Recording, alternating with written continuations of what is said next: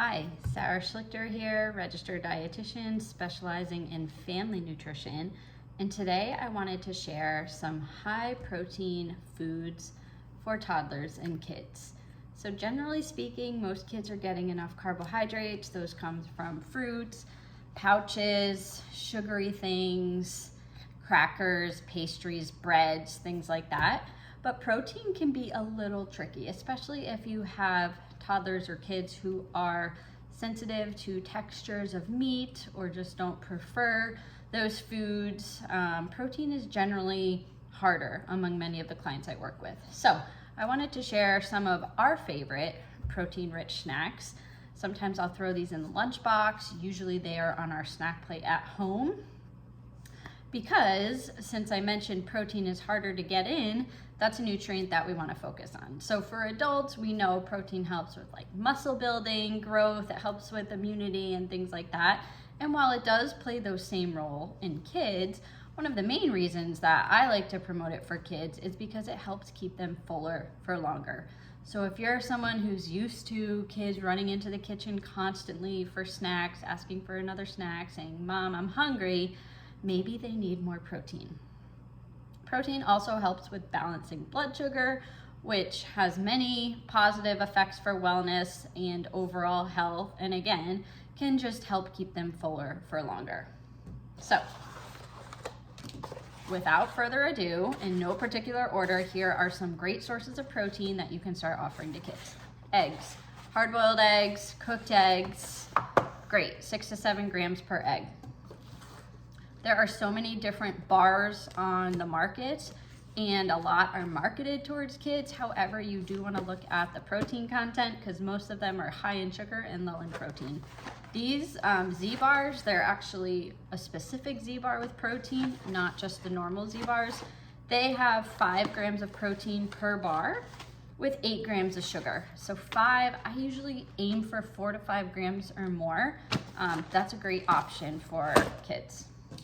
String cheese, so dairy is always great if your kids can handle it. Cheese, yogurt, milk, whether you're adding them to smoothies, just eating yogurt by itself. We do something called apple nachos a lot, which we'll cut up apples and then we'll top it with yogurt and maybe some hemp seeds or raisins or chocolate chips or something like that. Speaking of hemp seeds, nuts and seeds are great sources of protein as well as healthy fat. So both are going to help keep your children fuller for longer. Pistachios, peanuts, almonds, pine nuts, walnuts, pecans, whatever nuts and seeds your children like or can handle are great. There are also many like pea crisp snack options that we like that are high in protein. So you can just get the plain pea crisp. They're a healthier alternative to potato chips. This is a mango chili lime flavor, but 4 grams of protein per serving, which is great. Beef jerky. Now, generally, you want to be careful with what kind of beef jerky you're offering to kids because if it's a kind that's catered to adults, it might have a lot of sodium. It could have added sugars. I like this child-friendly portion. They are small, and each one is giving you 4 grams of protein. These are so easy to pack in lunches. If you're going on the go, take them with you. Shelf stable.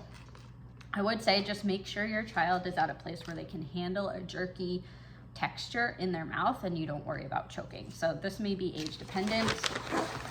There are several pouches on the market for convenient on-the-go protein. Noka is one of my favorite brands because it's like a smoothie in a pouch. They are plant-based if you need them, that in your diet, 5 grams per pouch. You can also buy yogurt pouches. You can make your own yogurt pouches, which I'll put a link to a recipe for that in the caption below.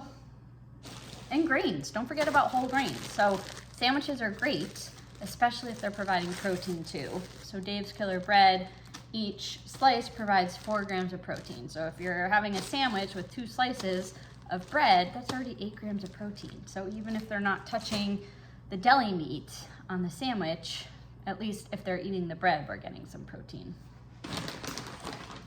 So those are just some of many options I have for you today. I'm also going to put a link in the show notes or in the description below for a blog post all about protein ideas for lunches.